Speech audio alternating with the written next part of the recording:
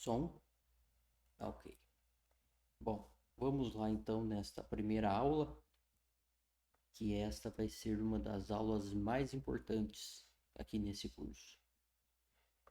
Assuntos os quais nós vamos usar nas nossas discussões sempre, né, em todas as aulas. Bom, a primeira coisa que é importante notar e que eu vou relembrar aqui, que eu coloquei até na primeira página, né? Na página ali de a primeira página, né, do curso, onde tem um vídeo e tal e uma explicação, e que é muito importante a gente ter em mente a diferença entre entender e aprender. Então, entender, a gente consegue entender qualquer coisa, né? Por mais difícil que seja, por mais demorado que seja, nós conseguimos aprender. Aliás, entender, né? Então, até do exemplo de uma cirurgia cardíaca, não é? É algo bastante complicado, bastante complexo. Agora a gente consegue entender os detalhes todos dela.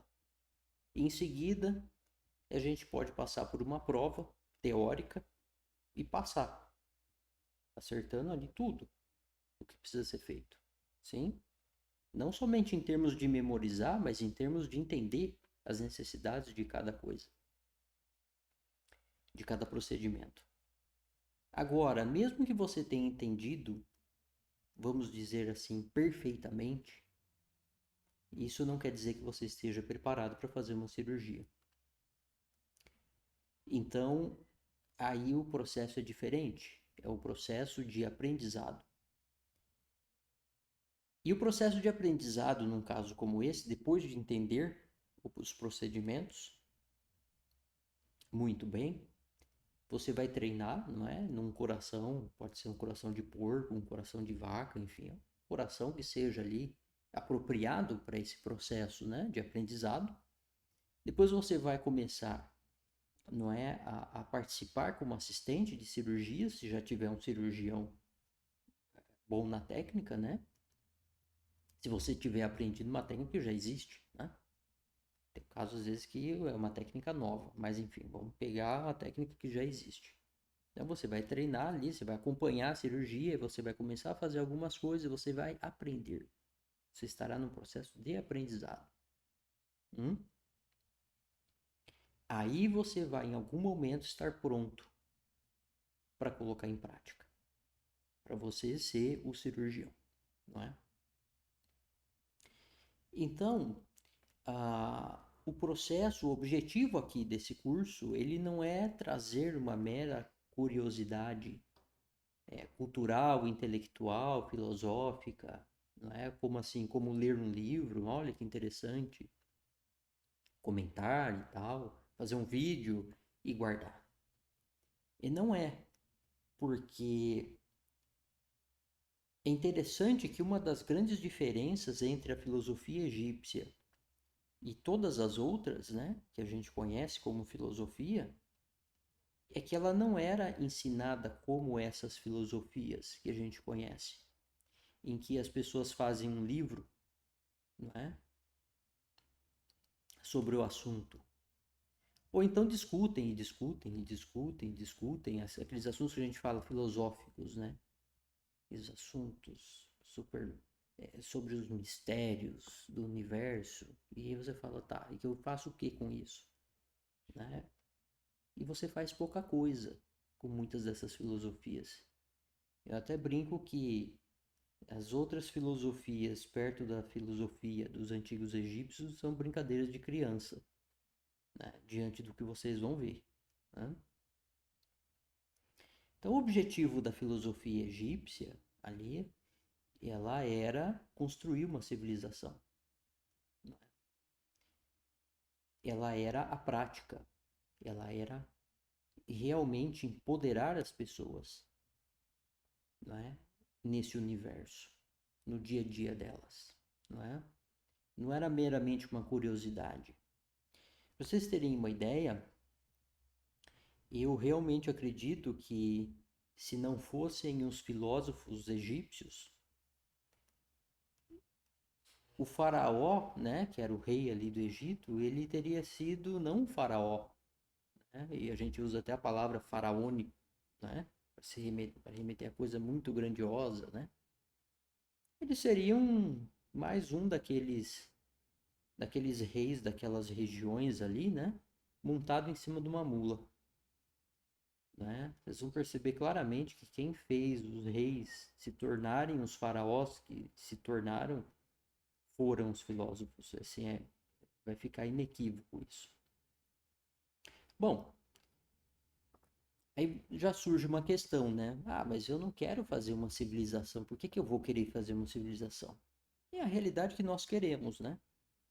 Porque ah, ninguém faz uma civilização sozinho. Na verdade, nós estamos fazendo civilizações, né? Cada um de nós está fazendo. É a soma de todos os indivíduos que faz uma civilização, né? E são indivíduos fortes que fazem uma civilização forte e duradoura. Então você veja que a civilização egípcia, ela foi a civilização até o momento, né, bem de maneira estudada, de maneira bem rigorosa, a gente pode dizer que foi até o momento que a gente sabe, né, assim, cravado, é a civilização mais duradoura que já existiu. Né? Então nós estamos falando de um tempo de civilização de pelo menos 3.000 anos.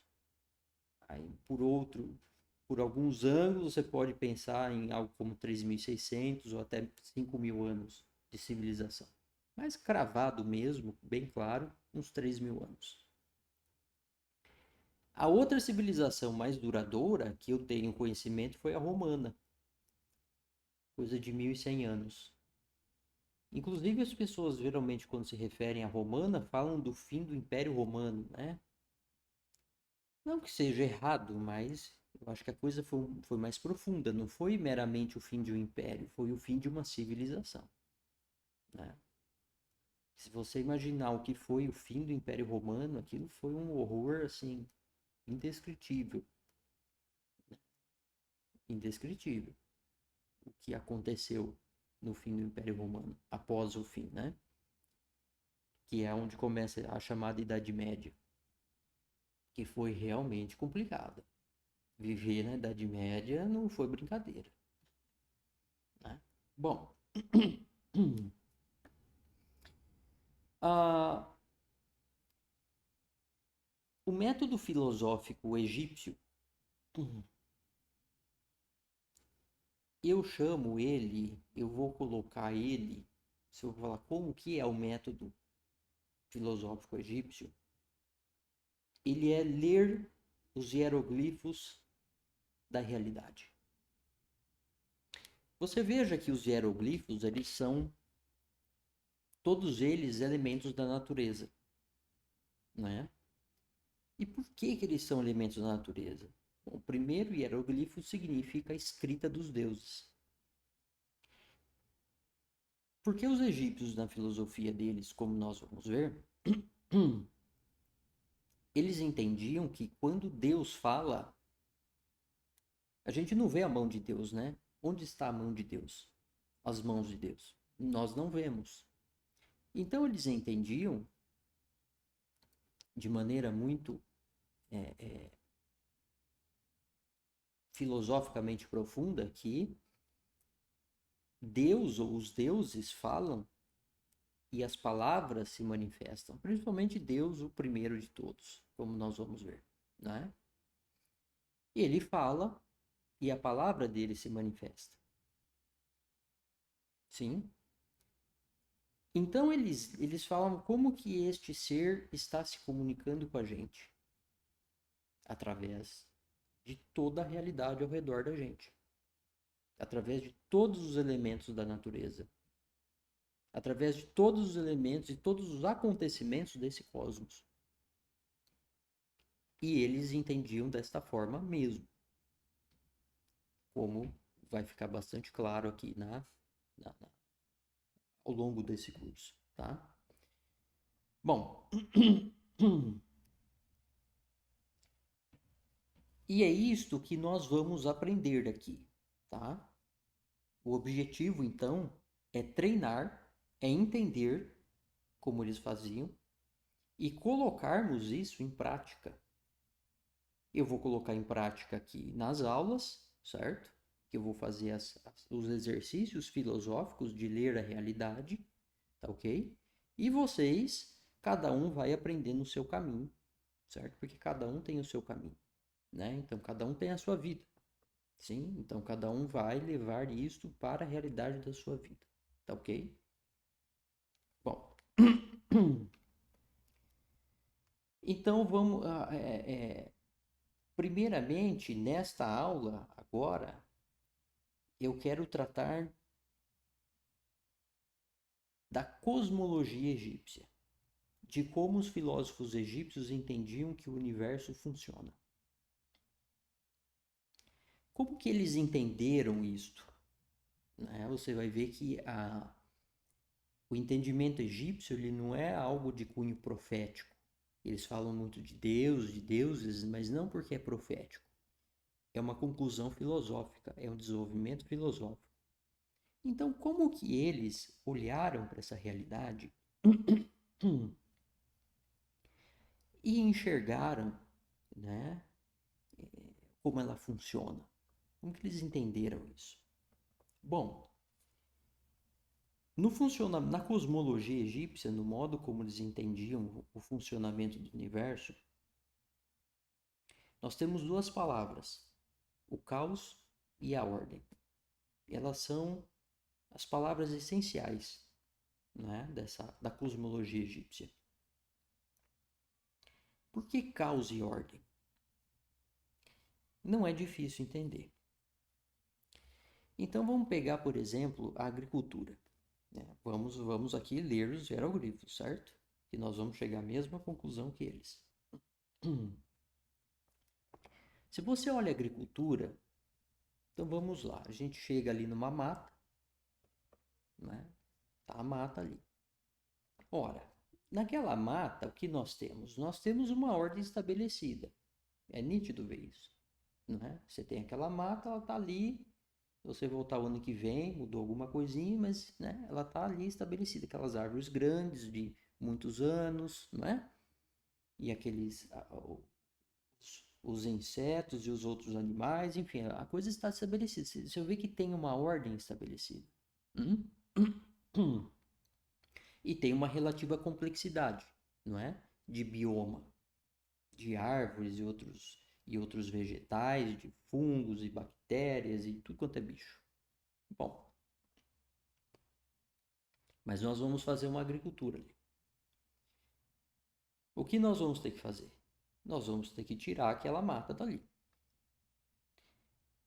Então, daquela complexidade, nós vamos tirar a mata e nós vamos destruir aquela ordem que está ali. Nós vamos trazer aquela ordem que tem ali estabelecida com uma grande complexidade, não é?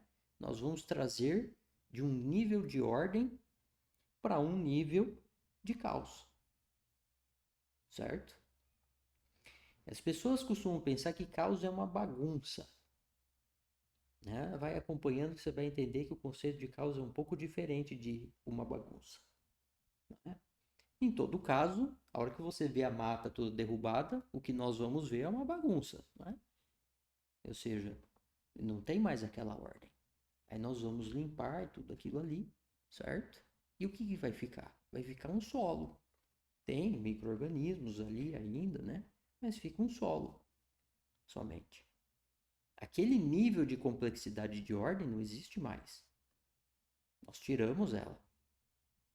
Bom, aí você traz sementes, não é? Se você olhar uma semente, comparar a complexidade de uma semente com a complexidade da planta, não é? Formada que vai vir daquela semente, dá para claramente ver que a semente tem uma complexidade menor, não é?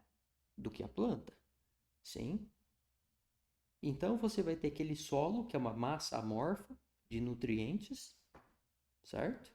Você vai pôr a semente ali, as sementes, não é? E depois aquela planta vai tirar daqueles nutrientes, vai transformar, vai continuar tendo os nutrientes no solo. Não vai tirar todos ali. O solo vai continuar ali. Mas além do solo, vai ter toda uma nova complexidade naquela lavoura. Com animais, com insetos, tem todo um bioma que vem junto, certo? Então nós temos novamente, nós saímos daquele caos relativo e a gente vai novamente para uma ordem relativa, uma ordem diferente daquela ordem que tinha na mata, mas é também uma ordem. Aí nós temos, por exemplo, grãos. Você vai lá e faz o quê? Você arranca tudo aquilo ali. Você faz a colheita e pega os grãos. Sim? E aí o que nós vamos fazer com esses grãos? Bom, veja que novamente ali, para olhar, para terminar essa parte da agricultura, tinha aquela ordem com aqueles vegetais ali. Você faz a colheita e joga novamente para um nível menor de ordem, certo? Para um caos relativo. Relativo a quem? Relativo à ordem anterior, certo? Uma coisa relativa à outra, tá ok? E aí vai sucessivamente, né? Você vai plantando, colhendo, seguindo essas ondas, né? De caos relativo, ordem relativo, caos relativo, ordem relativa, sim? Bom, mas você pegou ali da colheita os seus grãos e o que você vai fazer com ele? Você pega aqueles grãos e você vai fazer uma farinha, por exemplo. Você vai levar de um estado de ordem, certo? Para um estado de caos. Porque eles estavam separadinhos, os grãos. E você bate tudo aquilo, você moe tudo aquilo numa massa amorfa. Certo? Uma coisa única. Sim? E aí, com aquilo, você leva aquela farinha e outros vegetais, você leva para sua cozinha, por exemplo. Vai parar na cozinha de alguém, não é? E o que nós vamos fazer? Nós vamos sair de uma determinada situação, não é? Com aquele monte de alimento ali, certo? E nós vamos organizá-los nos pratos que a gente faz. Nós vamos fazer pães, nós vamos fazer bolos, sobremesas, não é? Salgadinhos, enfim, não é? Nós vamos fazer uma série de coisas ali com aqueles vegetais. Sim? Então nós vamos trazer aquilo para uma nova ordem. Sim? Que nós fomos ali para um caos, agora nós estamos indo para uma nova ordem. Sim? Aí nós nos sentamos à mesa e o que nós fazemos? Nós pegamos aquela comida e comemos. O que nós estamos fazendo com a mastigação nossa, para começar?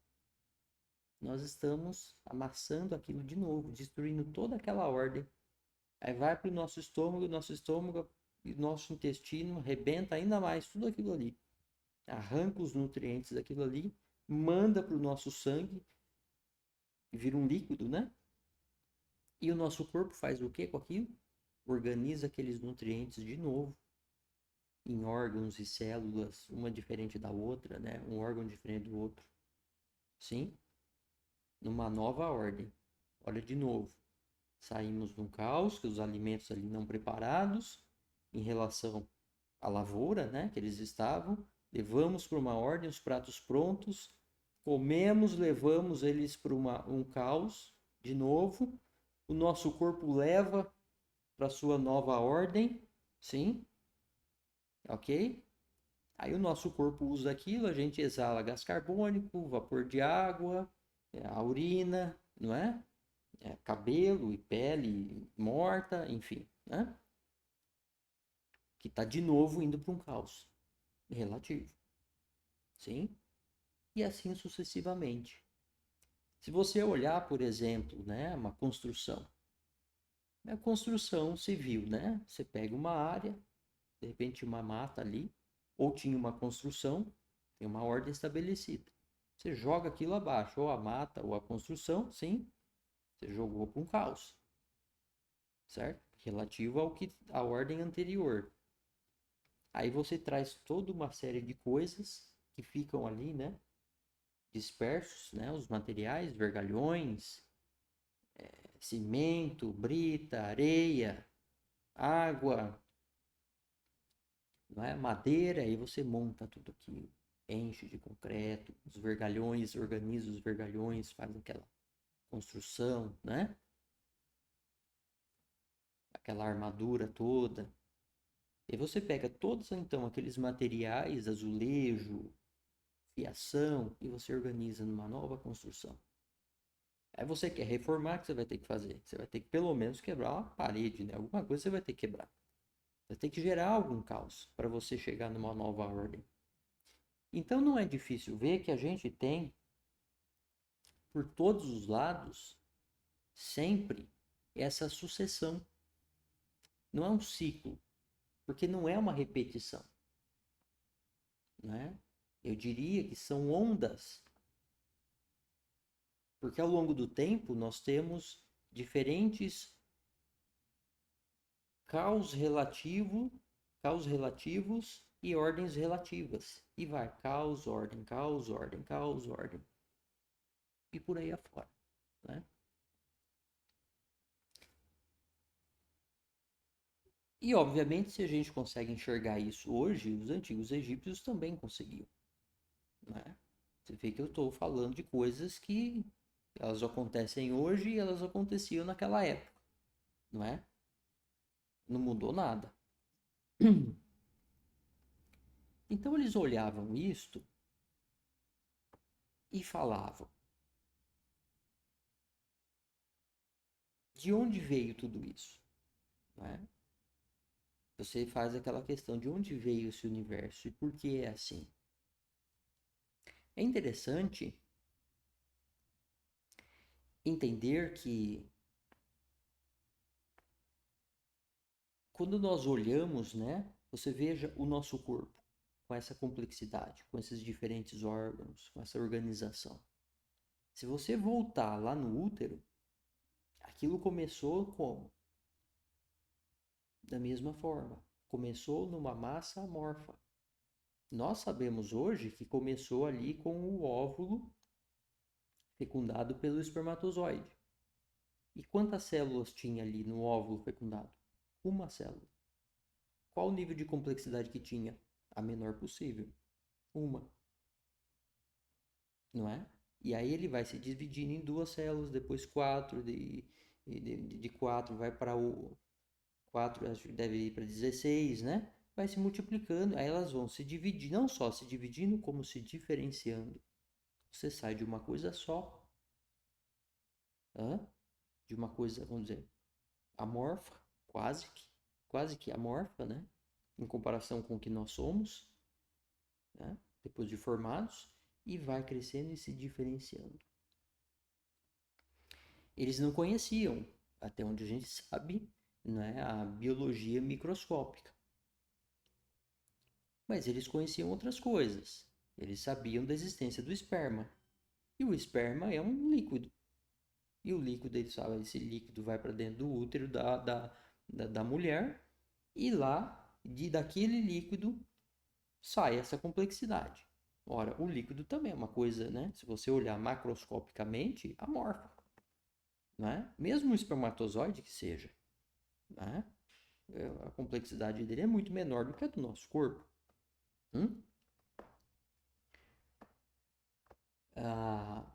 Agora, além do esperma, eles também viam os pássaros, né? Os animais. Né? Mas antes até de falar dos animais, é bom notar que eles faziam mumificação, não é? E com certeza morreram mulheres grávidas, né? Em várias etapas da gestação. E fazendo a mumificação, eles com certeza tiveram acesso, né, ao útero e aquele feto nas várias fases. É bem provável que eles deram ali uma dissecada, viram, né, esse processo. Não deu para ver do microscópico, mas deu para ver aquilo ali crescendo, né? Deu para ter ideia das etapas, não é? Então, além de ver isto no corpo humano, eles criavam, né? A gente tem criação de galinha, eles criavam alguns animais, não é? E dos vários animais também é assim, né? Os pássaros, por exemplo, é o ovo. E o ovo é o quê? É uma massa praticamente quase que única, né? Uma coisa só, tem a gema e a clara, e daquilo ali vem um monte de complexidade, ou seja, sai sempre, você vai ver sempre do mesmo jeito aqui nesse universo, não é? As coisas, elas sempre vão dessa forma. Elas saem de um caos, não é? Para uma ordem. De um caos para uma ordem. De um caos para uma ordem. Então eles olharam, não é? Ah, eles olharam isso e falaram assim: bom, tudo tem um começo, tudo tem uma semente, não é? Tudo tem uma semente. Então você olha para esse universo não é uma massa amorfa, não é? Ele não é uma coisa só. Ele, assim como o nosso corpo está todo formado, né? Todas essas coisas a gente vê, todas elas, né? Tem vários órgãos, tem várias, cada uma tem a sua complexidade. Esse universo todo é assim. Agora, todas as coisas vêm de uma semente, não é? De alguma forma. Isso é um princípio desse universo, não é? Que a gente vê por todos os lados, tanto no reino que a gente chama animal, seja ele qual for, tanto como animais quanto vegetais, né? Então eu estou olhando animais no sentido de seres, tá? Como quando você olha, né, para uma construção. Então você vê por todos os lados esse mesmo princípio que eles viam, como nós conseguimos ver. E nós falamos, bom, tudo tem um começo e tudo vem de uma massa amorfa. Então de onde vem isso tudo? O universo. Ele vem praticamente de uma semente, não é? Se você for voltar, nós temos toda uma complexidade. Aí você vai voltando no tempo. Provavelmente, isto veio de onde? Veio de algum tipo de coisa única, na qual não existia nada. O que eles imaginaram? Para ficar claro filosoficamente isso. Pega o universo inteiro, inteiro, com todas as coisas, todas as formas, todas as cores, todos os seres, todo esse espaço e todo o tempo. Esmaga tudo isso. Esmaga, esmaga, esmaga. Vai virando uma coisa só, certo? Esmaga, esmaga, esmaga. Primeiro vira uma bagunça, depois vai esmagando de um ponto que vira o quê? Vira uma coisa só. Não tem só. O que tem de diferente? Não tem nada diferente. É como um ovo. É como um óvulo.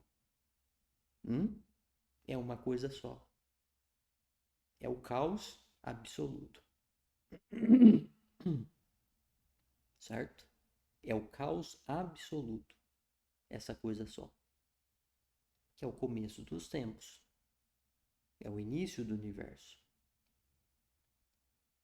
Porque assim como eles enxergam essas ondas, e eles enxergam que isto é um princípio aqui no universo, do qual não dá para escapar, eles falam, bom, então como isso é um princípio, e como a gente só consegue conceber humanamente a ideia de que tudo tem um começo,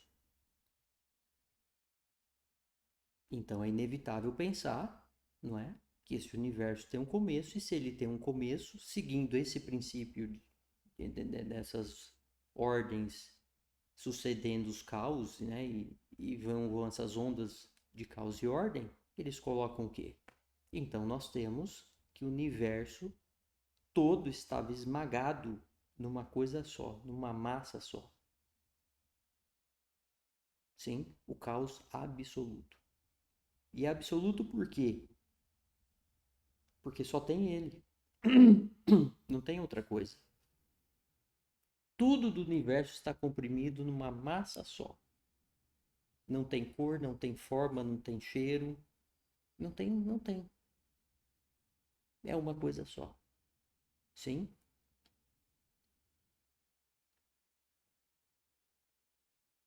Agora, daqui, então nós temos aqui uns conceitos, né? Deixa eu ver como que eu passo aqui para vocês. Isso é como montar um quebra-cabeça. Porque eu estou falando aqui de caos e ordem, e eu estou me referindo como sendo coisas. E eles não se referem como coisas, eles se referem como seres. Sim?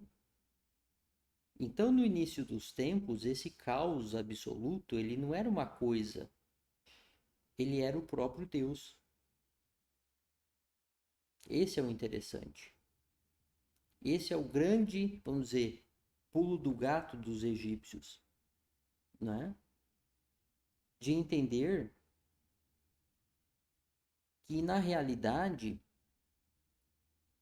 lá no início dos tempos, surgiu esse primeiro Deus, o Deus Atom, o autocriado.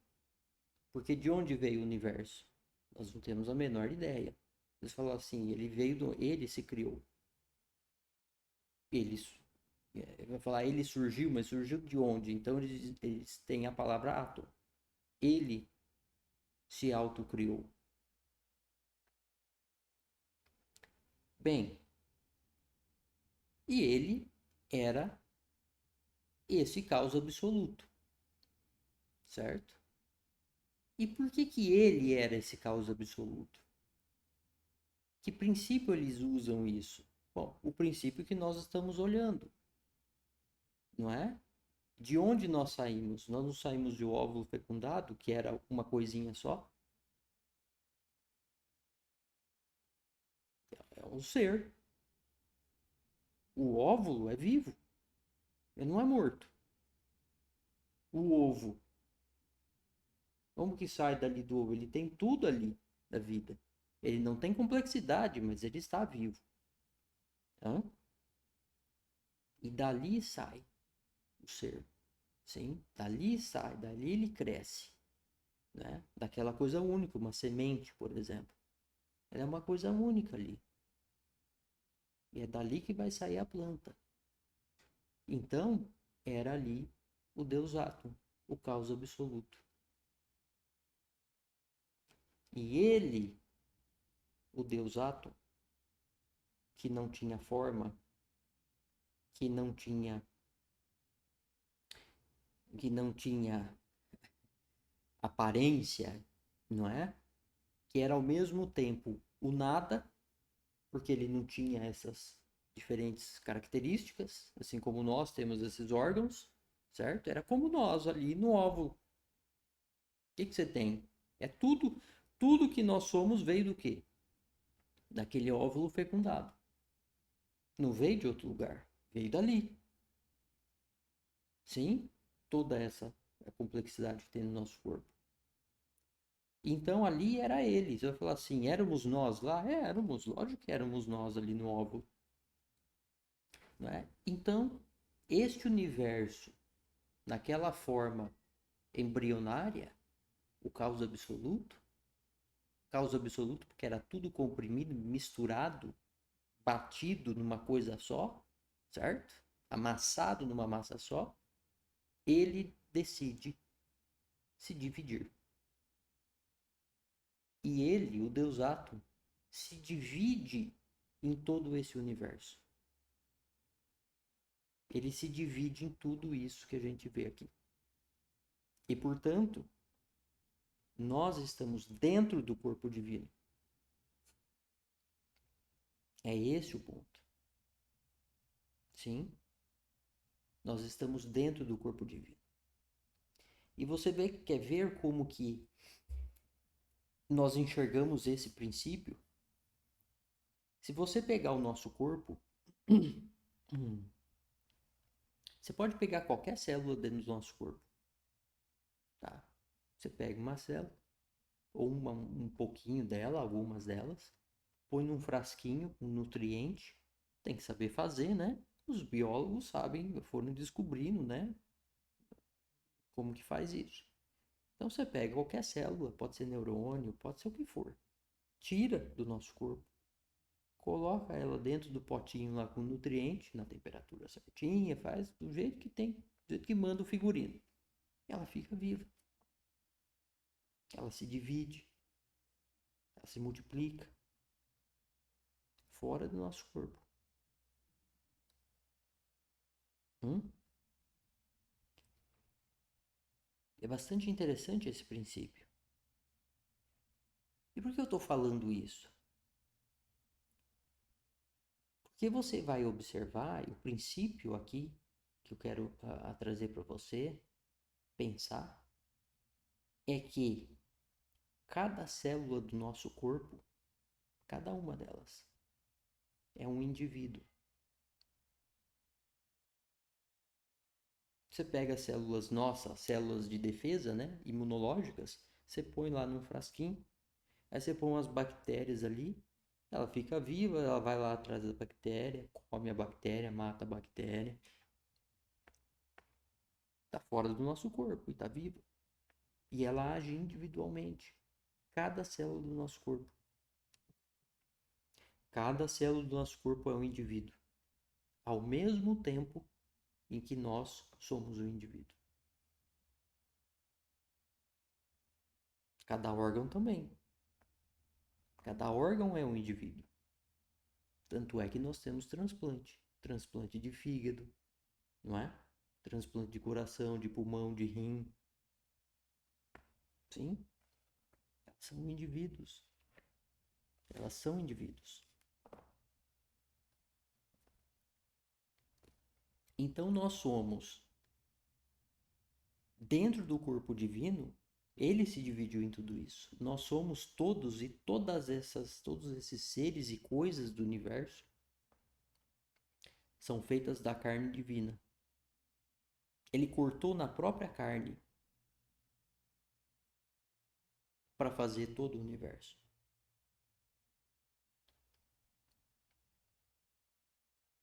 E a gente consegue ver esses princípios. Então veja só, o princípio dos indivíduos. Cada célula do nosso corpo é um indivíduo dentro do nosso corpo. Elas agem individualmente, certo? Cada órgão, por sua vez, também é um indivíduo. E nós somos um indivíduo. E cada ser, cada ser deste planeta e deste universo é um indivíduo ao mesmo tempo em que Deus, o universo todo, é um indivíduo. É uma complexidade de um tamanho que é uma coisa assim.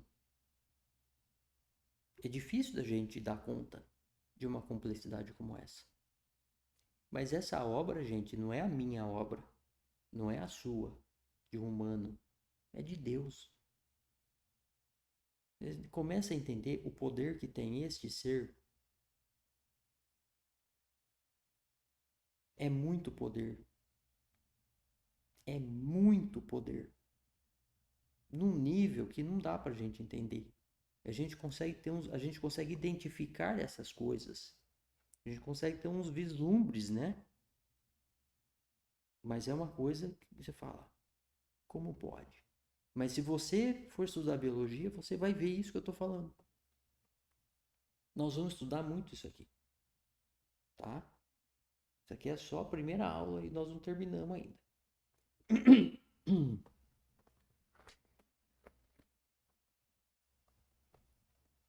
Eu disse que vocês estão percebendo que eu estou falando de princípios e estou chamando eles de princípios porque quando nós olhamos Nós vemos eles por todos os lados, certo? De maneira inescapável. Sim.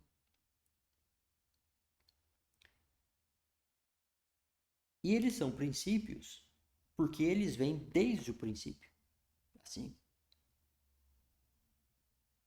E eles estão no fundamento desse universo, a cosmologia.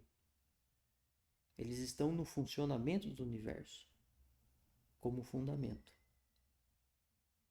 Era isso que os egípcios estavam buscando, era isso que eles estavam entendendo.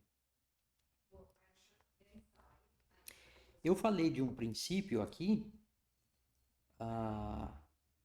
de que Deus cortou na própria carne para fazer esse universo, certo? Ok. Eu vou anotar aqui isso que eu vou falar agora, que eu não anotei aqui, porque eu vou deixar os vídeos, já avisando vocês, eu vou deixar eles, cada vídeo com seus tags, com uma série de palavras aqui, certo? Quando você buscar, eu quero ver tal, eu quero ver o vídeo sobre o caos e a ordem. Você vai colocar caos e ordem, ou só caos, e você vai achar os vídeos nos quais eu trato do assunto. Que acho que é possível que sejam quase todos, mas enfim. Vou procurar ser mais específico ali nas tags, tá? Então eu vou falar aqui sobre que Deus cortou na própria carne, né? Que nós somos feitos da carne divina. E isto é um princípio que nós também vamos ver no universo. Por quê? De onde veio a matéria do ovo do passarinho, da galinha? Primeiramente fala da mãe, né? Mas teve o pai também. Ou seja, veio a carne do pai e da mãe. Porque vem o DNA dos dois. Certo?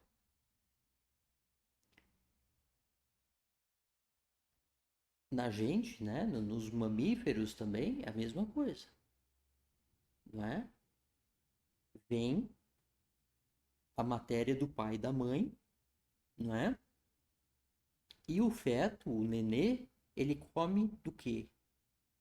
Ele é um óvulo lá dentro fecundado. Ele comeu da própria carne da mãe.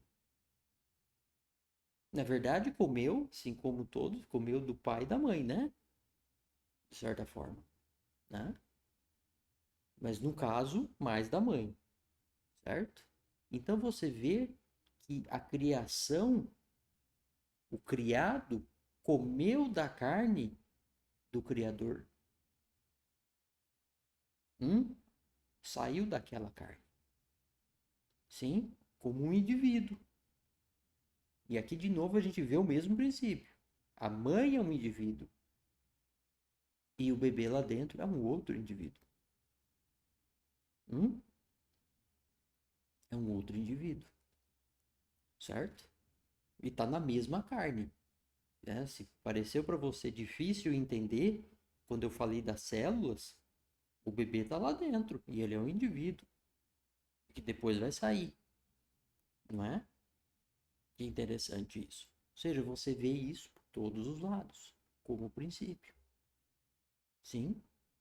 Então é por isso que os egípcios enxergam dessa forma, não é? Que Deus cortou na própria carne. Tem outra forma de enxergar isso também, você vai ver que não tem como escapar da história. Bom, então tem o início dos tempos, né? Então surgiu Deus. Bom, surge Deus. Vamos supor que surgiu o ser, mas ele não tinha matéria, né? Ele era Deus e não tinha matéria. Nem ele tinha matéria e não tinha matéria, não tinha nada no universo, tinha ele, certo? Só tinha esse ser. Mas ele criou a matéria que a gente vê aqui. De onde ele tirou a matéria? Ele criou da cabeça dele.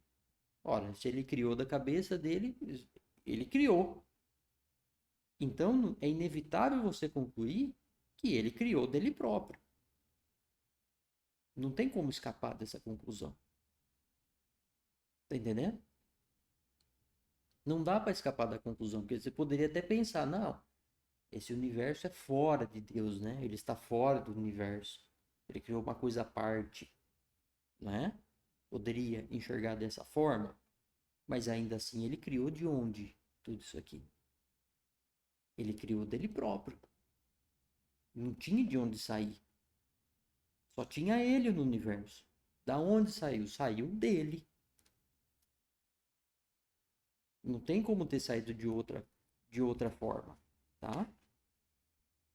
Tem alguns outros porquês aí, umas outras explicações. Eu não sei se dá tempo de tratar elas hoje, que tem outros assuntos aqui.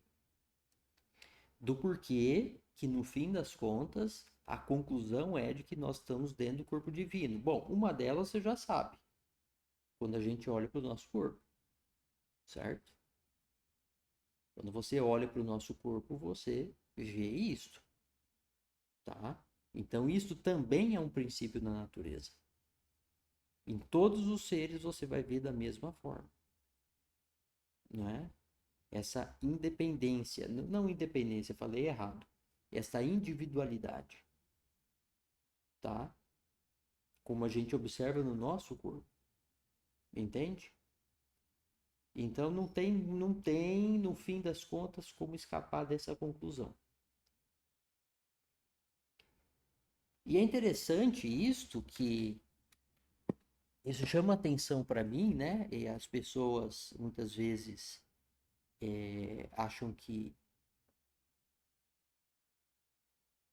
Deus quer esconder as coisas, né? Da gente, né? Poderiam ter essa ideia, né? De que as coisas estão escondidas e na verdade elas não estão escondidas. Elas estão sendo esfregadas na nossa cara todo dia. Mas você tem que ler a realidade. E nós temos que fazer como os egípcios, nós temos que olhar essa realidade e buscar esses princípios que são universais, dos quais, assim, desde a escala subatômica até a escala astronômica, eles são os mesmos. Eles acontecem por todos os lados. Então você vê que é um princípio do universo inteiro, desde o início. Desde o início, tá? Se você vê o caso da mãe, por exemplo, não é? Você pode dizer que, e é assim mesmo, ela o quê? Ela se dividiu. É um processo de divisão, o dar à luz. Por isso que eles entendem lá, também lá no começo, que é essa situação. Isso é um princípio, e você vê por toda a natureza. Esse princípio. Sim?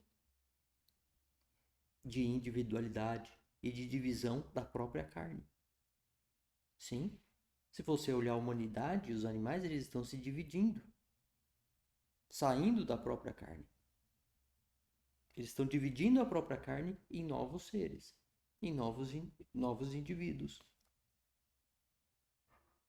Sim? E este é um princípio do universo.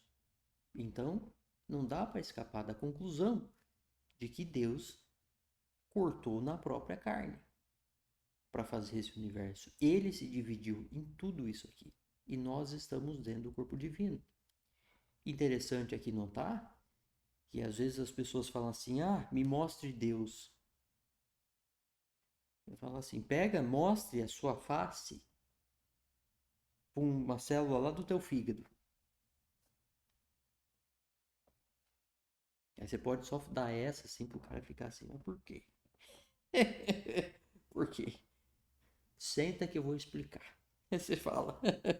Aí você explica isso pra ele. Não é? E é isso. É lógico que a gente não consegue ver a face de Deus. Nós estamos dentro dele. Nós somos, eu acho que nós não somos nenhuma, do tamanho, né? Em proporção, eu acho que não somos nenhuma célula no fígado dele, vamos dizer. Nós devemos ser uma proteína dentro do corpo divino. E nós não vamos ver ele. É óbvio isso. Não tem como. Nós estamos dentro dele. Esse é mais um porquê, né? E se ele estivesse fora, ele apareceria, ele poderia aparecer para a gente. Mas nós estamos dentro dele.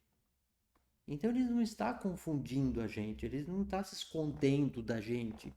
Nós estamos dentro dele.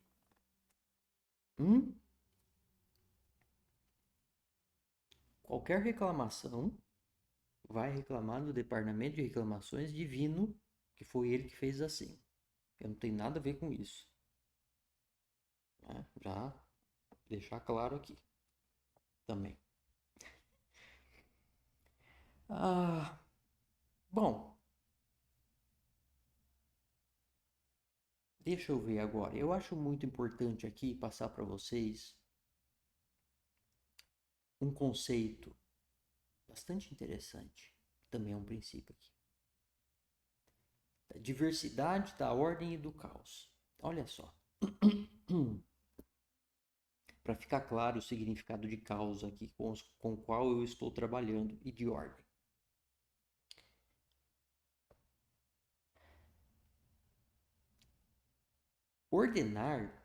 Para ordenar o que quer que seja, eu preciso dar a você e falar assim, ordene tais coisas. Eu preciso dar para você pelo menos duas coisas.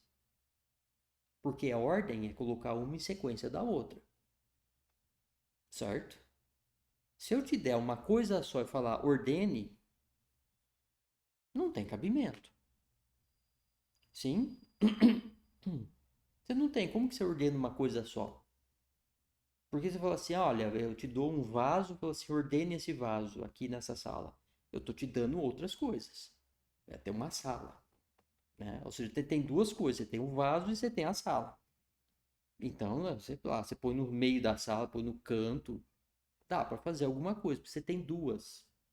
Você tem o vaso e a sala. Agora, se eu, no espaço, no vazio, né? Eu te dou uma coisa, vão ter duas coisas, né? Vai ter uma coisa, sei lá, um vaso e você. Aí você segura o vaso assim, estou ordenado. Né? Ordenei. Então, estou eu aqui e o vaso ali. Sim? Porque se tem uma coisa só no espaço, não tem como ordenar, não tem como haver ordem se tem uma coisa só. Hum? Então, quando você tem aquele universo inteiro colapsado numa coisa só, tem uma coisa só no universo. Então, não tem como existir ordem. Entende o conceito de causa absoluto? É impossível existir ordem. Completamente, absolutamente impossível haver ordem. Qual era a única forma de haver ordem? Criando diferentes coisas. E ele se divide, o Deus átomo, né, em todas essas coisas do universo. Sim? Em toda esta diversidade. Então veja que o conceito de ordem ele está intrinsecamente ligado ao conceito de diversidade. Certo? Se você não tem diferentes coisas, você vai ordenar o quê? Você não vai ordenar nada. Você precisa de diferentes coisas. Sim? Mesmo que eu te dou um monte de bolinha de ping-pong, são todas iguaizinhas, né? Você vai ordenar. E aí você fala assim, mas eu ordenei, cadê a diversidade delas? A diversidade delas, o conceito de diversidade, ele é muito amplo. A hora que você colocou elas em diferentes posições, elas já são diversas pelas posições diferentes que elas estão ocupando.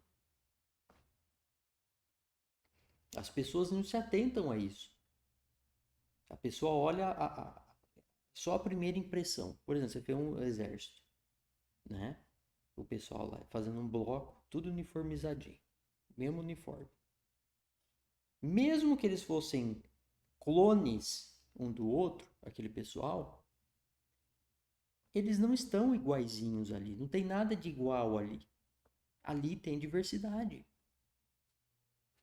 Porque eles estão cada um na sua posição. Tem um que está na frente, tem um que está na segunda posição, tem um que está na terceira. Você consegue notar a diferente posição de cada um deles. Você tem uma diferença, você tem uma diversidade. E é por isso que você conseguiu ordenar. E a ordem está intrinsecamente ligada àquela diversidade. A ordem está intrinsecamente ligada à diversidade e vice-versa, de maneira inseparável. Se você não tiver diversas coisas, você não tem como ordenar nada. As pessoas têm olha como nós estamos numa época, nossa época moderna, nós estamos numa época tão ruim de filosofia que as pessoas acham que trazer ordem é esmagar a diversidade e acabar com a diversidade para ficar todo mundo igualzinho. Ora, se você está pensando em homogeneizar a sociedade para ter ordem, você não está ordenando. Você está indo em direção ao caos. Porque quando você esmaga as coisas, a diversidade, com o objetivo de ter uma coisa só, você não vai conseguir. Se você quiser, você pode vestir as pessoas da mesma forma, cortar o cabelo delas do mesmo jeito, sabe? Aquela coisa, parece um estilo militar, essa ideia de militarização, tudo igualzinho. Se você quiser ir além disso, só se você pegar as pessoas, passar no moedor de carne, aí tá, agora tá todo mundo, ó, tá igualzinho. Você não vê diferença nenhuma, virou uma salsicha. Já viu a massa de salsicha, que é uma coisa única? É aquilo. É um caos. É um caos, não é? É um caos. Não tem nem órgão, diferença de órgãos. É uma massa só. É tão estapafúrdio isso, essa visão que as pessoas têm.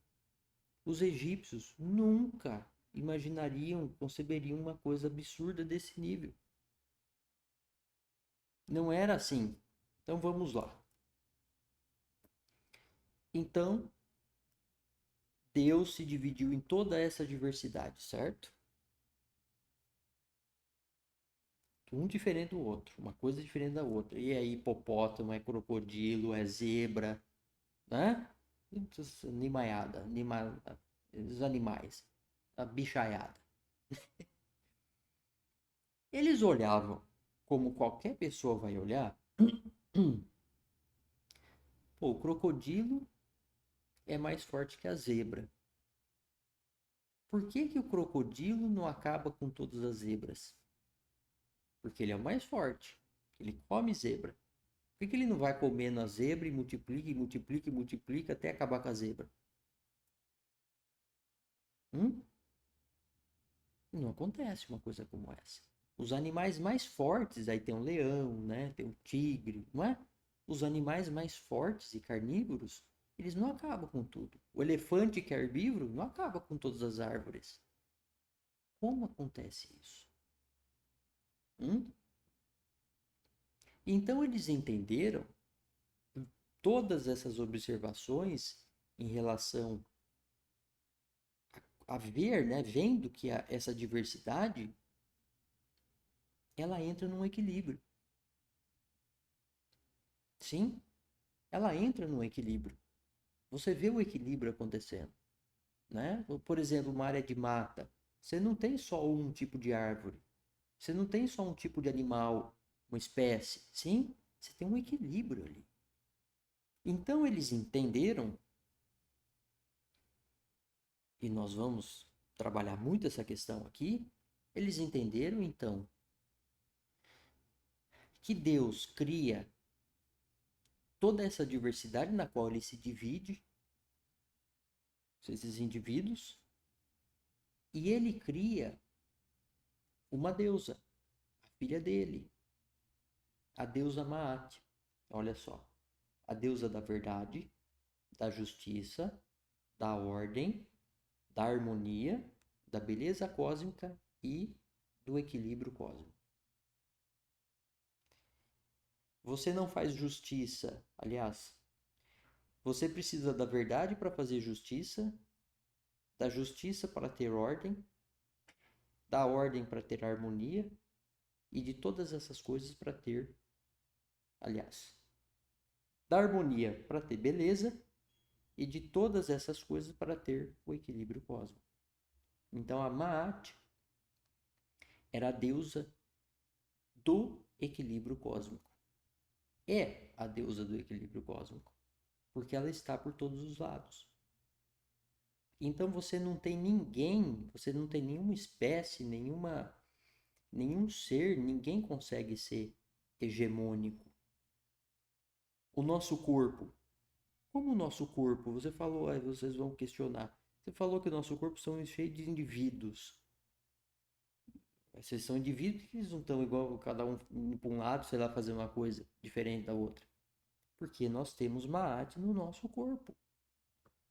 Ela se manifesta na gente, o equilíbrio. Eles estão em equilíbrio. Tanto é verdade que se você tiver um desequilíbrio hormonal, você pode morrer. Né? Um desequilíbrio de alguma coisa que te dê, que leve a sua pressão muito baixa ou muito alta, você pode morrer. Um desequilíbrio de nutrientes, de quantos? Um médico pode falar quantos tipos de desequilíbrio nós podemos ter no nosso corpo. E o nosso corpo está aqui equilibrado. E olha quanta coisa a gente passa, hein? Né? A gente tem desequilíbrio, né, no intestino, no estomacal, né? Tem uma série de coisas. Pode ter desequilíbrio mental, não é? Sim. Então você vê que naturalmente no universo a gente não precisa ficar equilibrando as coisas, né? Você vê que tem como princípio no universo porque você vai olhar por todos os lados e você vai ver o equilíbrio cósmico. O sistema solar. O sistema solar está num equilíbrio. Não está? Olha a Lua. Sim, veja isso. Não é? A atmosfera, os fenômenos climáticos. Sim, você vê tudo vai para o equilíbrio. Nós vamos trabalhar muito essa questão. E daqui eu vou puxar para um ponto que é o conceito de Deus. Por que eles entenderam, então, que tinha um monte de Deus? Não é difícil entender. Se eu te dou algumas coisas e falo assim, ordene-as, o que você tem que fazer? Você tem que se comportar de modo a equilibrá-las, não é? Ou seja, o ato de ordenar as coisas não é um comportamento, é um ato, é uma atitude. Vamos supor, você quer fazer justiça, certo? Justiça é uma coisa? Não, justiça não é uma coisa. Ela é um comportamento. E ela não é um comportamento como fazer comida. Ela é um comportamento muito específico. O que você precisa fazer justiça para começar? Você precisa buscar a verdade dos fatos. Então, para você achar a verdade, é necessário que você se comporte muito claramente em busca da verdade. Sim? Não é a mesma coisa que sair para fazer uma corrida ou ir na praia, nadar. Não é. Ali é um comportamento. Para buscar a verdade é outro. Aí com a verdade você consegue ter a sua atitude, você consegue agir de modo a fazer justiça. Então ordenar as coisas também é como? É uma série de coisas, é um comportamento muito específico com o objetivo de ordenar as coisas. Que para começar, você não pode ter na tua cabeça esse conceito moderno que você tem que esmagar as coisas, a diversidade, para você ter ordem. Você não vai ter ordem nenhuma. Você tem que ter na sua cabeça primeiro o conceito de ordem. O que é ordem? E se você não souber o que é ordem, não adianta nada. O que você vai fazer? Entende? Então não é difícil entender isto, né? Se você vai pintar um quadro, né? Ou se você pega várias plantas, vários vegetais diferentes, várias plantas diferentes, e você se propõe a fazer um jardim. Ora, é um comportamento muito específico que você tem que fazer, não é? Para fazer um jardim. Sim? Como você vai fazer? Não é tacar ali. Não, você tem um comportamento, é uma atitude, é um ato, é um desenvolvimento. Você vai ter que meter a mão na massa, não é? E é assim também para fazer um quadro, uma escultura, uma beleza, não é? É um comportamento muito específico, sim? E é interessante até que quando você começa a fazer qualquer coisa que seja, aquilo parece que toma vida, né? Você começa de um jeito e a coisa vai se desenvolvendo, e é muito interessante como as coisas se desenvolvem, não é? Você chega, você desenvolve comportamentos e atitudes que você não imaginava que você faria, ou que você chegaria a fazer daquela forma. Então eles enxergam isto, por isso que eles enxergam isso como um ser, não é? E tem outro ponto de que por que eles enxergam sempre como deuses, né? Eles enxergam como deuses porque você vê por todos os lados. Sim? Você vê por todos os lados acontecendo. Eu chamei de princípio, né? Eu estou em busca dos princípios, mas eles entenderam que esses princípios, muitos deles são seres, como o princípio da Maat, né? Do equilíbrio cósmico. Eles enxergam que isso aí é uma atitude, é uma ação, não é? E permeia o universo inteiro. Então nós estamos falando de um Deus, no caso de uma deusa. Sim? Não é uma coisa, é algo que tem vida. Sim? O equilíbrio cósmico tem vida. Porque é uma atitude, porque é uma ação e está por todos os lados. E ninguém consegue matar ela. O único que vai conseguir matar ela, segundo o dia ele quiser, se ele quiser, é Deus, que foi quem criou.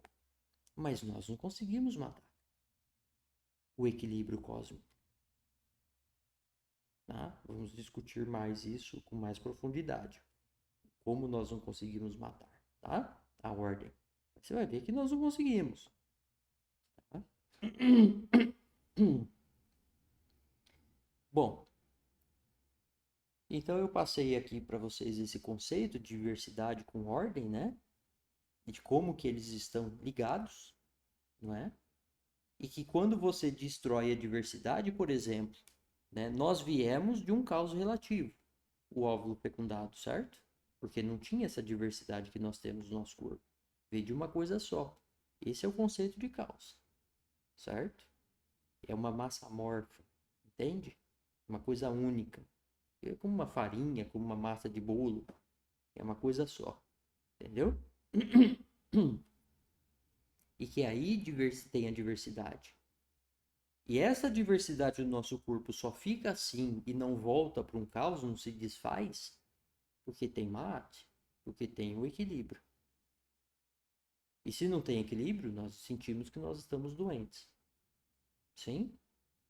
Tá?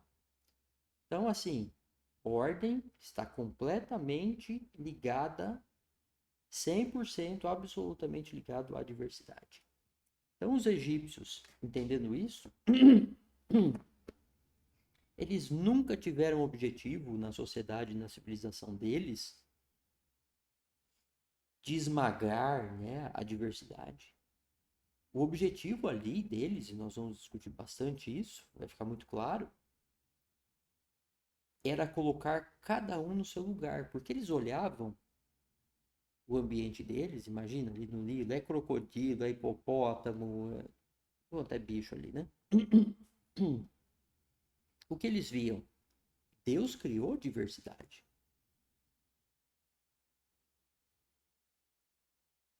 Deus criou toda essa diversidade. E ele colocou cada um no seu lugar. Cada um tem o seu espaço e o seu lugar.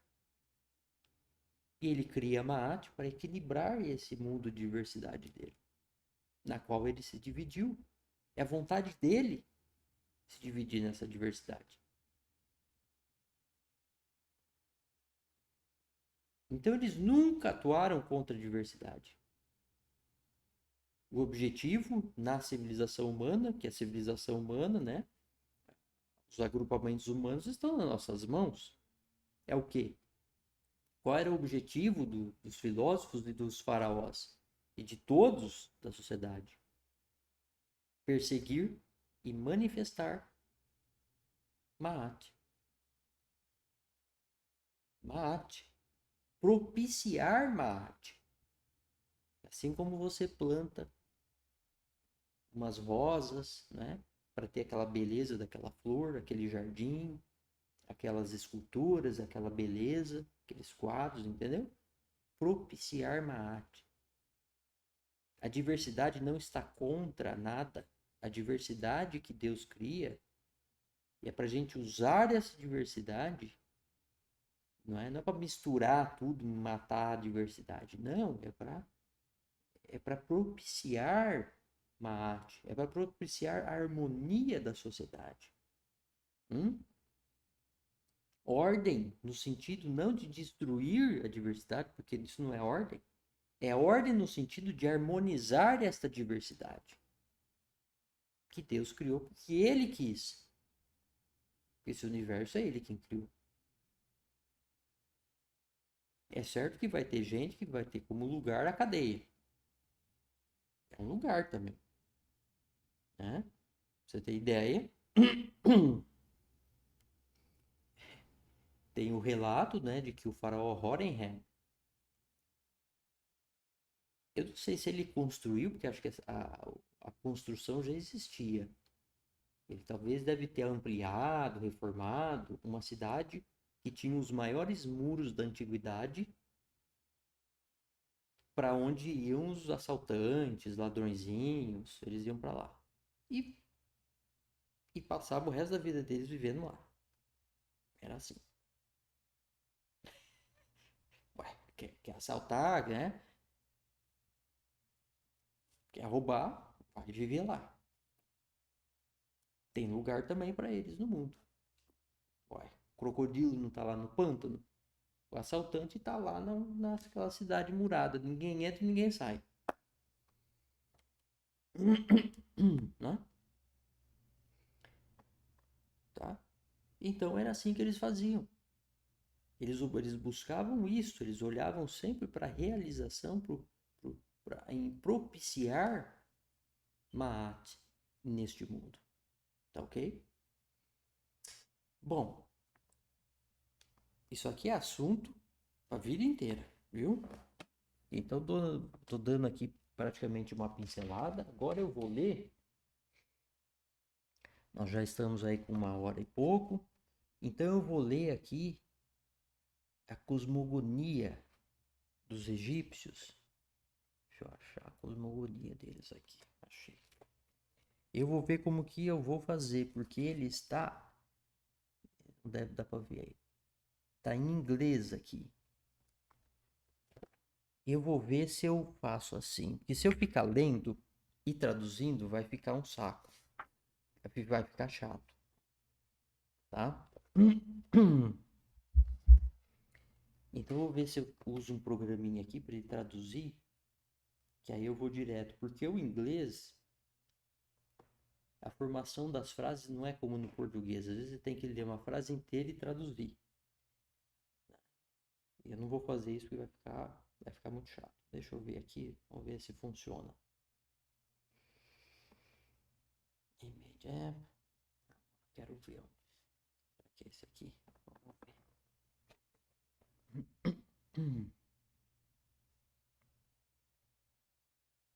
Vai, meu filho.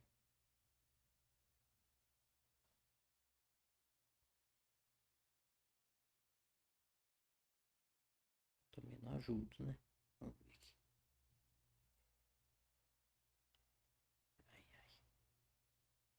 Ok. Bom.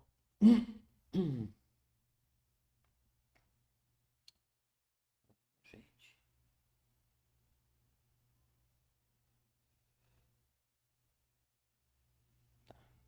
Então vai. Copiar texto. Demora um pouquinho, mas no fim das contas fica mais fácil, tá? Então, olha só, esse texto aqui, agora tem mais uma paulada aqui de filosofia, tá? Muito importante isso aqui. E que eu falei para vocês já que os egípcios não tinham essa questão de profecia, o profeta veio e ele falou com Deus e Deus só falou com ele. Esquece isso. Era filosofia. Então tem um texto em que Deus está contando como ele criou o mundo. Então o texto começa assim: assim falou o Senhor de tudo. Né? Aqui está em inglês Lord of all, o Senhor de todos, de todas as coisas. Né? E aí ele, o próprio Deus, continua o texto em que ele conta como ele criou o mundo. Isso aqui é de uma filosofia, o porquê eles colocam dessa forma, que é incrível. Primeiro que esse texto aqui, ele não foi de um profeta, porque nós sabemos que não foi. Tá? Foi um faraó que encomendou ao templo, que falou assim, olha, eu quero que vocês escrevam a cosmogonia, né, num texto único e melhorem ele. O sacerdote não foi lá falar com Deus, no sentido que a gente entende de profecia, que ele, fale comigo, Deus me conte. E conta, e ele foi anotando. Não, isso aqui, gente, é o seguinte. Olha só. Então aqui, eu vou só falar um pedacinho para vocês verem o jeito que é o texto. Assim falou o Senhor de tudo e de todos. Quando eu vim a ser, o ser veio a ser. Eu vim a ser na forma de Kepri, um deus, que veio a ser na primeira vez. Eu vim a ser na forma de Kepri quando eu vim a ser. E foi assim que o ser veio a ser. E aí ele segue, eu vou aqui mostrar para vocês. Eu nem sei se essa tradução tá muito boa, capaz que aqui eu vou ter que traduzir direto, mas enfim. Por que esse texto está escrito assim? Então imagine que você foi lá, imagine firmemente na sua cabeça que você voltou no tempo e você chegou no começo do universo. E você está assistindo o começo do universo. Qual é o problema nisso? O problema é um único. Quem testemunhou o começo do universo? Ninguém testemunhou o começo do universo. Porque no começo do universo só existia Deus.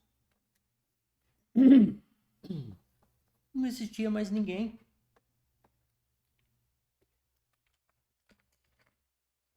Gente,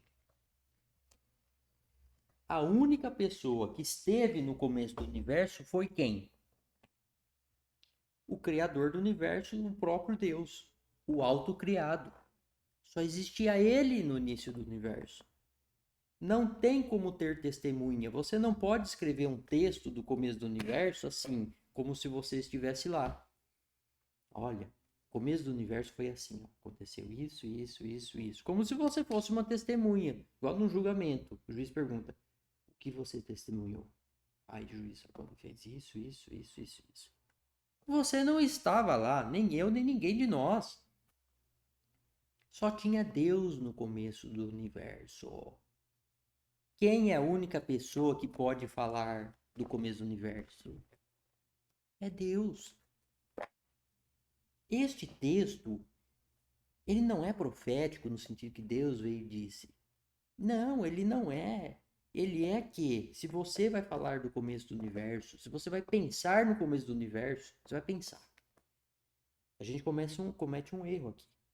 Você vai pensar no começo do universo, aí assim, tem o universo, está começando, e você está aqui, olhando o começo do universo.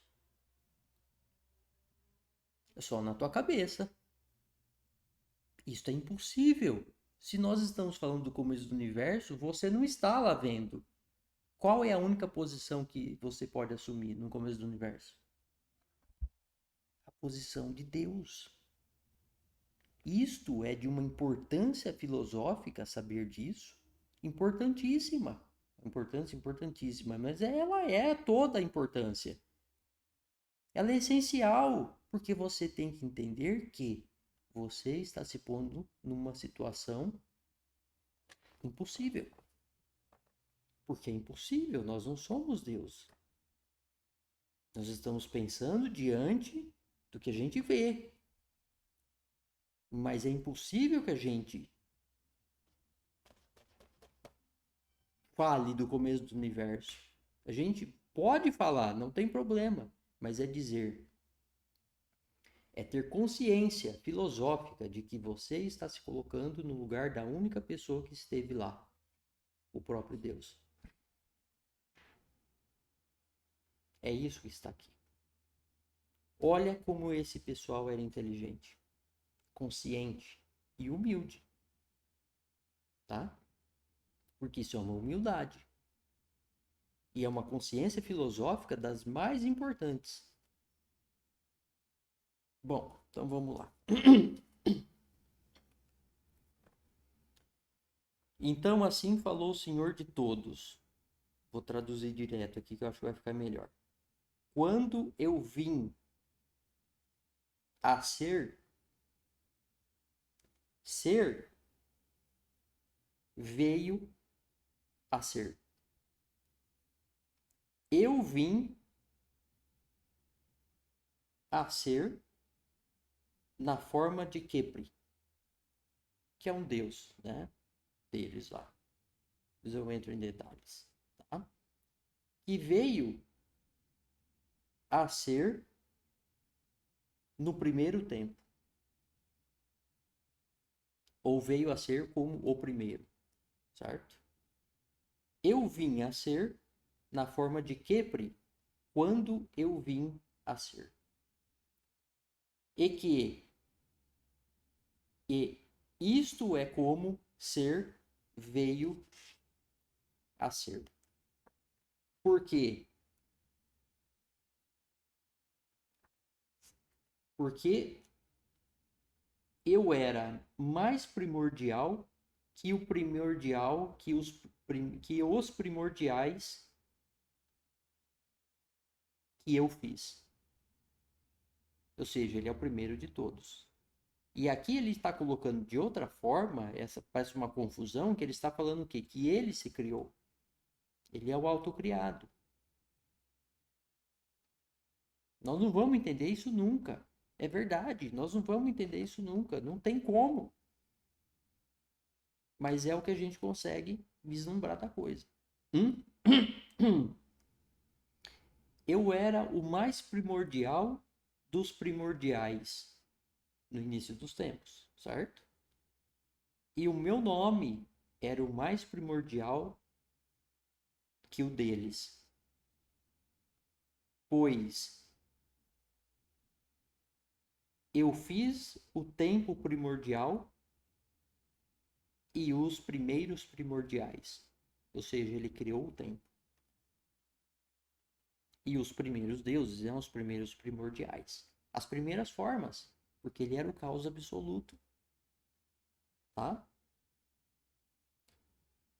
Eu fiz tudo o que eu desejei nesta terra e eu era all pervading in it. Que é pervasivo, né? Ele era presente em tudo. Ou seja, ele está dizendo aqui que ele fez dele próprio, né? De uma outra forma também. Eu costurei minhas mãos, estando sozinho, antes que eles tivessem sido criados, antes que eu tivesse cuspido o deus Shu, ou expectorado a deusa Tefnut. Aqui eu lembro do deus Shu. O deus Shu é a atmosfera. E a deusa Tefnut é a umidade, seriam as nuvens e a chuva. Certo? Eu usei minha própria boca e Heka era o meu nome. Heka é a deusa do poder das palavras, no sentido que eles chamam de mágico, no sentido de que Deus fala e a coisa é criada, certo? Ou seja, você veja aqui que ele está relacionando, né, o poder de criar por falar a palavra.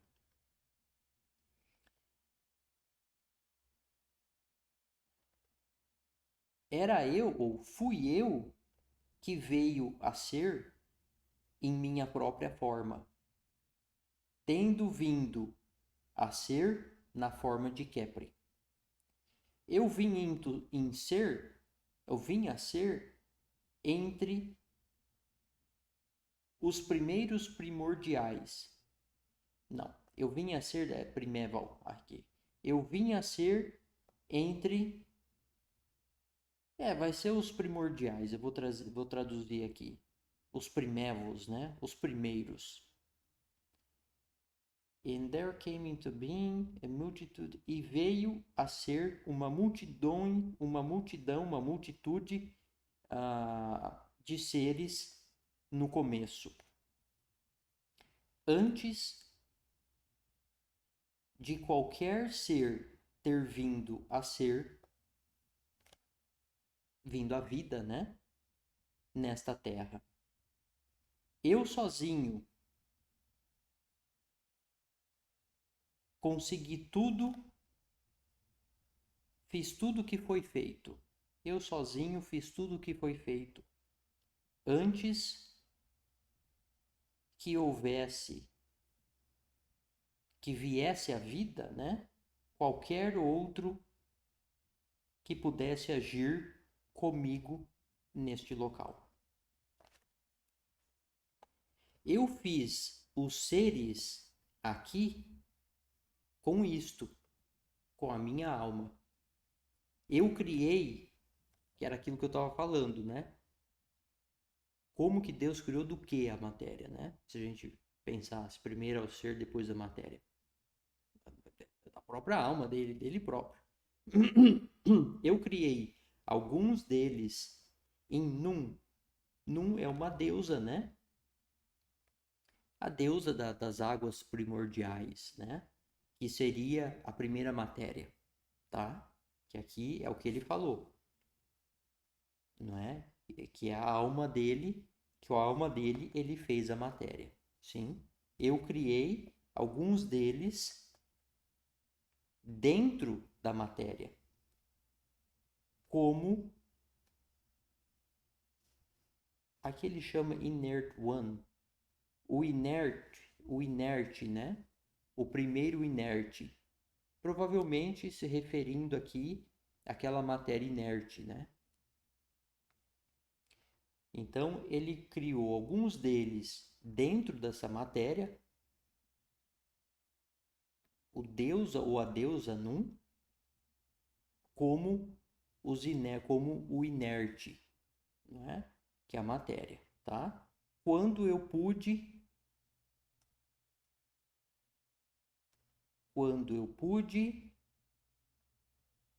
como ainda achado no lugar. Aqui está fica uma tradução as yet, como ainda ou como já, não. Então ele criou alguns dentro da Num, né? Dentro da matéria inicial do universo, certo?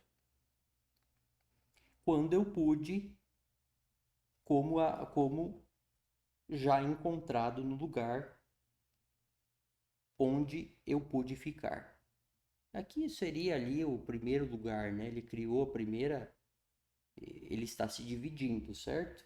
Então ele está criando as coisas dele próprio, né? Então aqui coloca que ele podia ficar em pé, certo?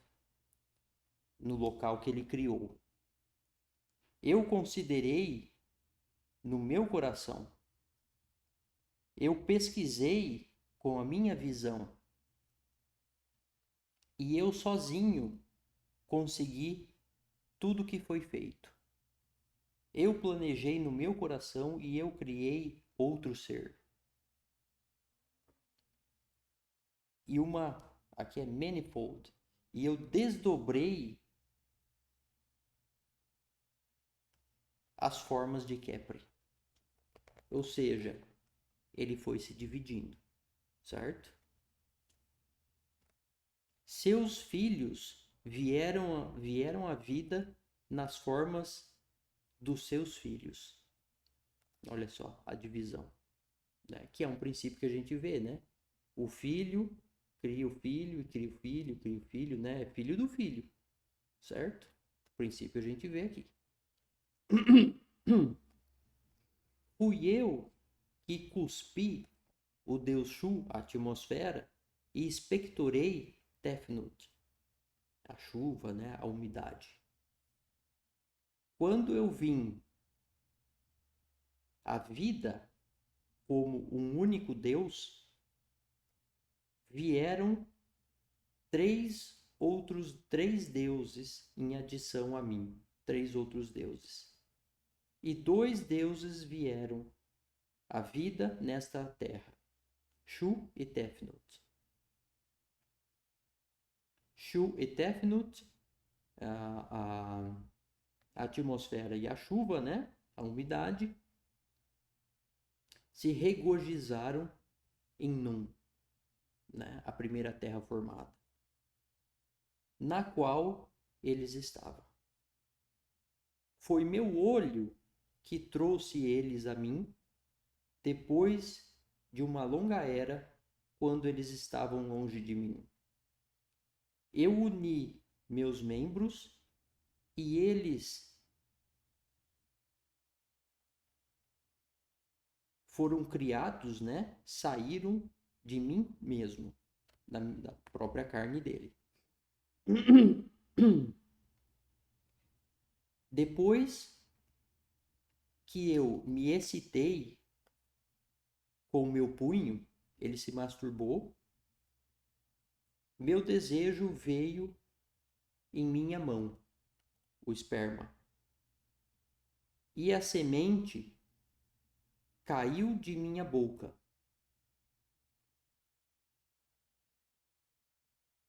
Porque toda a criação aqui, né, eles provavelmente não conheciam o óvulo, eles só conheciam o esperma, né?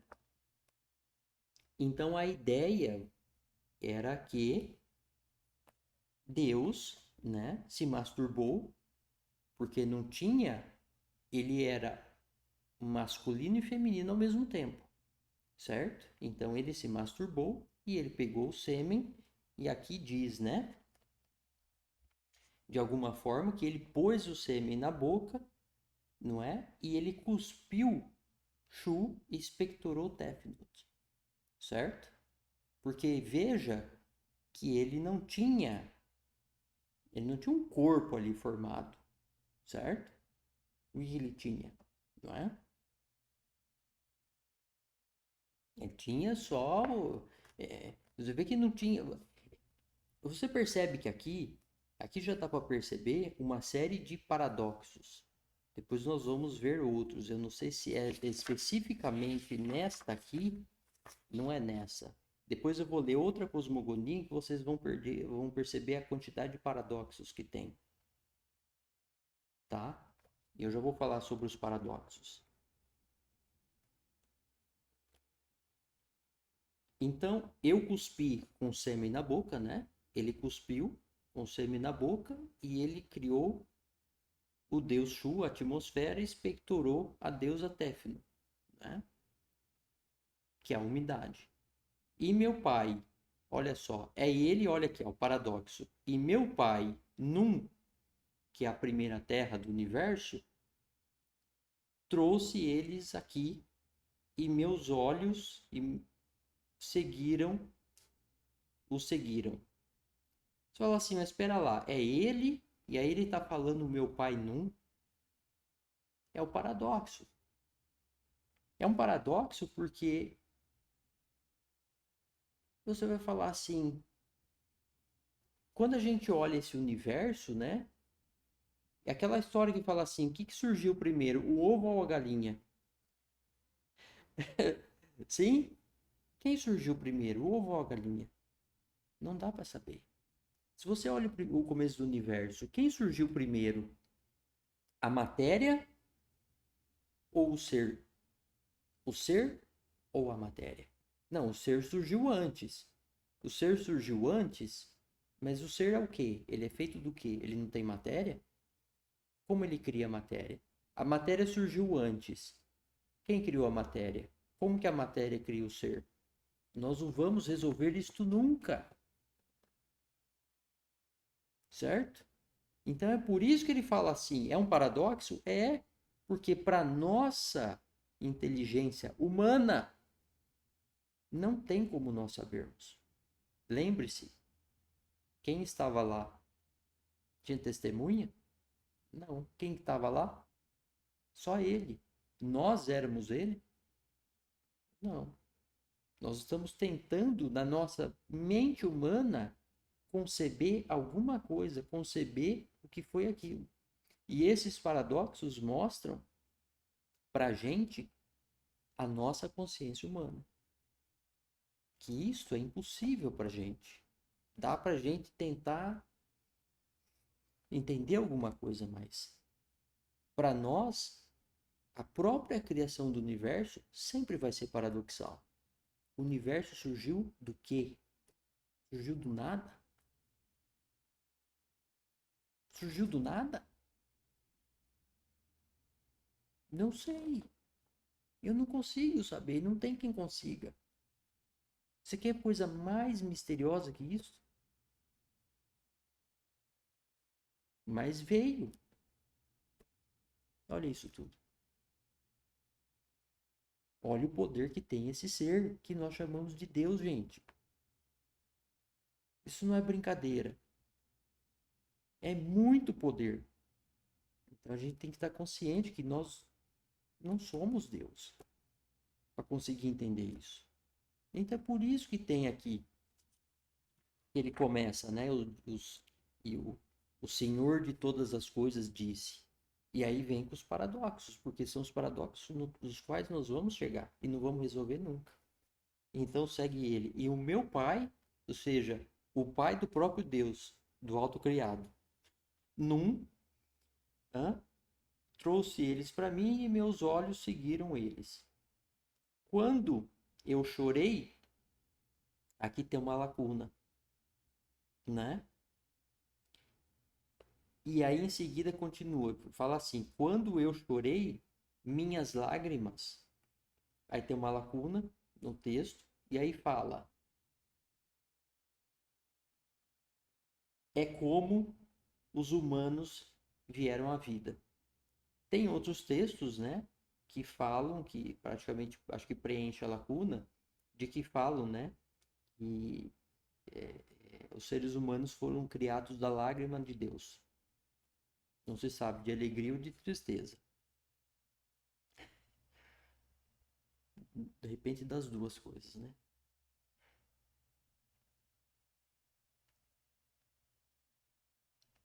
Eu troquei, né, ele falou aqui que foi assim que os seres humanos vieram à vida. Eu troquei isto com o glorioso com o glorioso.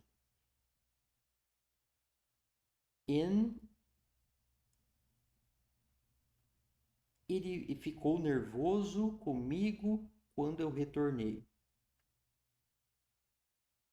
Ah, tá.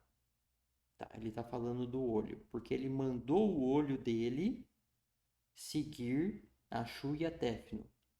E ele trocou um olho, porque o olho dele foi seguir dois deuses pelo mundo, certo? Pelo universo.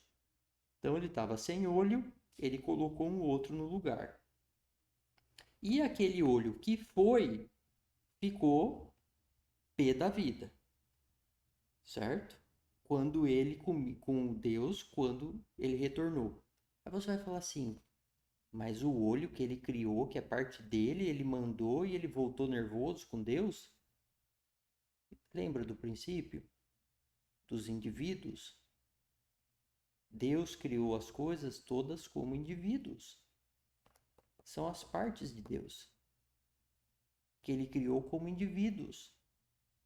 Ele é um indivíduo, ao mesmo tempo que todas as partes dele são indivíduos.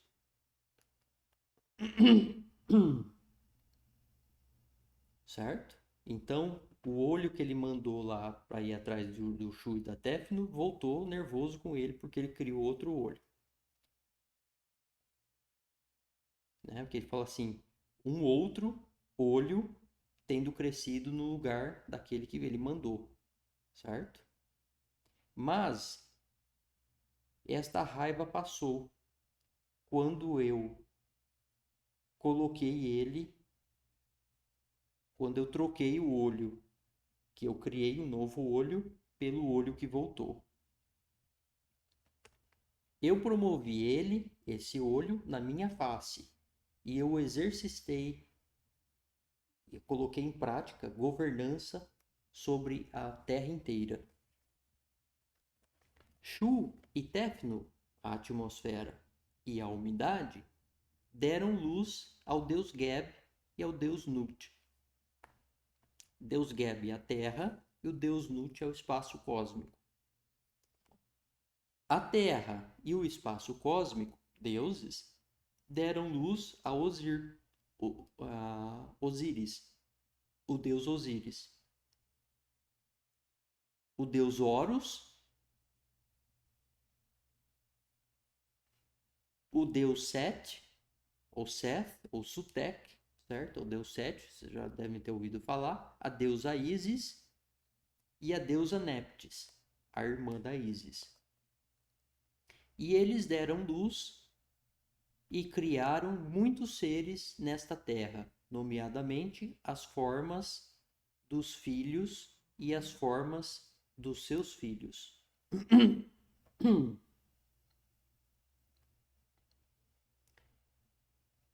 Eles fizeram, vamos dizer que conjuration, eu acho que eles juraram em meu nome, isto de que eles devem derrotar seus inimigos. Eles criaram mágica. Bom, aqui eu não vou continuar, porque na verdade esta cosmogonia, ela não é meramente uma cosmogonia. Ela é uma cosmogonia que ela está sendo usada aqui para fazer uma oração, tá? Então é uma oração muito específica, eu vou ter que explicar o porquê que essa oração. Então, o que eu queria passar para vocês era essa cosmogonia, tá? Então tem outras, tem uma outra que depois eu vou passar também, que tem mais paradoxos, então são bastante interessantes essas cosmogonias, e vocês vão ver nelas todos esses princípios aqui que nós estamos trabalhando, tá? Então isso é super bacana. Não, nós temos aqui muito assunto, nós estamos aqui 1h44, eu vou agora partir para o encerramento. Espero que vocês tenham gostado. Eu acredito que eu estou trazendo algo realmente fantástico, né? Essa filosofia é assim, a consistência, o poder de explicar, a consistência dela com a realidade que a gente vive, o poder que essa filosofia tem de explicar as coisas da realidade é uma coisa espetacular, né? É uma coisa espetacular. E é isso que eu vou trazer para vocês. Vocês vão ver aula a aula e é uma coisa maravilhosa. Bom, então agora, por agora, né, eu vou encerrar. Eu estou pensando aqui o assunto, tem um monte de assunto para discutir, né, nas próximas aulas. Vou ver o que eu vou passar para a próxima, trazer aquela outra cosmogonia, né, com mais alguns paradoxos, né, que são os paradoxos mesmo, insolúveis, né, pra gente, mas é o poder desse ser que a gente chama de Deus, né? Inclusive, eles chamam, tem o Deus Atum, né, que significa o autocriado, e ele já dividido em todas essas coisas, ele é chamado de Amun, que significa o invisível. Então você pode chamar o Amun, de Amon ou de Amém. Tá? Depois eu explico por que tem essas diferentes vogais, né? Você vê que as pessoas falam Amém e não sabem a origem da palavra e o que estão dizendo, né? Tá? Também vamos discutir isso aí nas outras aulas. Bom, então agora